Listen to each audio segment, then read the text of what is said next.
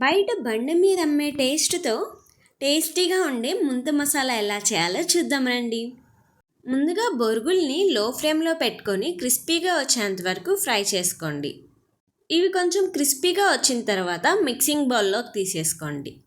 తర్వాత ఒక ప్యాన్లో ఆయిల్ హీట్ చేసుకొని ఆయిల్ హీట్ అయిన తర్వాత ఇందులోనే ఇలా బుర్రలు కానీ లేకపోతే కార్న్ఫ్లెక్స్ ఉంటాయి కదా, పాలలో వేసుకునేటివి కాదు, ఇలా ఒడియాల దగ్గర అమ్ముతారు, అవి కానీ ఫ్రై చేసుకొని పక్కన పెట్టుకోండి.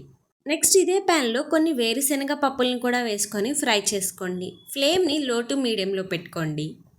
కొంచెం టైం పడుతుంది ఇవి బాగా ఫ్రై అవ్వడానికి. ఇవి ఫ్రై అయిన తర్వాత ఆయిల్ లేకుండా పక్కకు ప్లేట్లోకి తీసేసుకోండి. నెక్స్ట్ ఈ బొరుగులున్న మిక్సింగ్ బౌల్లోకి బుర్రలు కూడా తీసుకొని ఈ బుర్రలని చిన్న చిన్నగా నలిపేసుకోండి.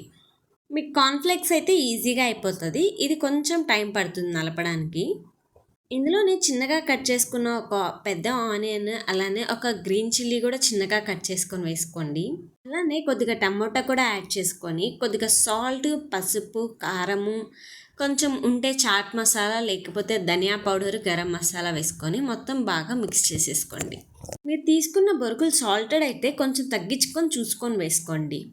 ఇదంతా బాగా మిక్స్ అవ్వడానికి ఈ బౌల్కి ప్లేట్ పెట్టేసుకొని నేను వీడియోలో చూపిస్తున్నా కదా, అలా చేసుకోండి. షేక్ చేయండి, మీకు కిందది అంతా పైకి వచ్చేస్తే బాగా మిక్స్ అవుతుంది.